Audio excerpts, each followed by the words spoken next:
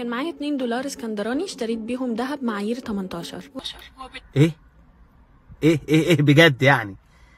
هم 2 دولار اسكندراني؟ هم اخدوا مننا اسكندريه ولا ايه؟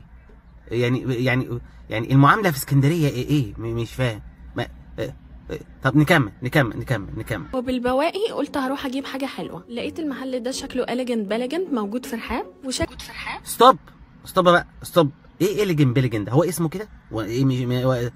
اكيد اسمه. كملي يا سلمى يا سلامه، كملي.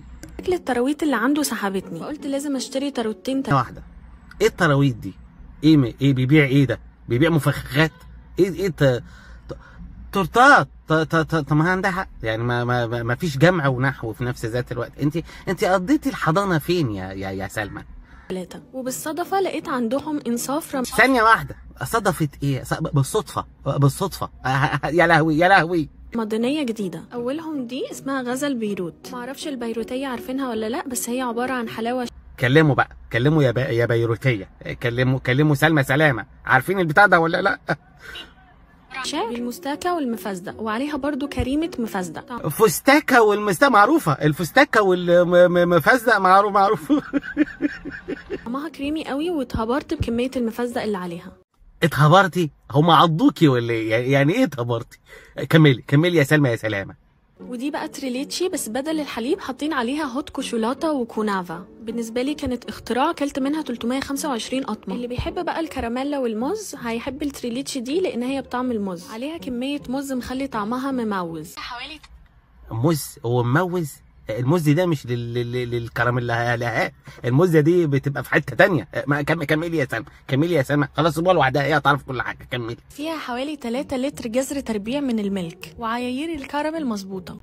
3 جزر تربيع؟ هي وحده القياس ايه عندك؟ دي احلى كونافا كلتها في حياتي. طعمها عامل زي ساندويتش مصري اسمه اكسلانس، اللي هو بيكون فيه جواه حلاوه بيسز وطحين صوص. يمكن عجبتني قوي عشان الكونافا اللي فيها كانت سوبر متحمسه. هي يعني. طب والله برافو على الكنافه ان هي متحمسه، والله نفسي نص حماسها. وعليها قطع خلوية عسل لوحدها حلوة من غير أي حاجة. أما دي كونافا بس بالتختخينة. التختخينة دي كلمة مصرية بتريفيرز تو فواكه. ميكس الفواكه اللي عليها مش طبيعي، وشكلها سوبر مبهج.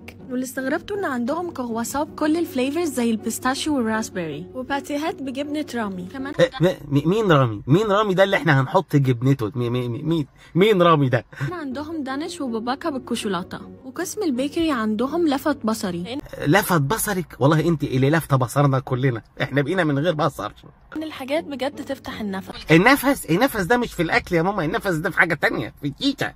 خصوصا الكوكيز والكراكرز. وبعد ما اكلت الحاجات الحلوه دي كان لازم اروح اشرب كفته او ملخلخ. جربوا. الكفته بتتشرب. شوف احنا اللي غلطانين، احنا اللي بناكلها. قولوا لي في الكماتين ايه اكتر حاجه عجبتكم؟ ده الكماتين هتولع، عليم الله الكماتين هتولع.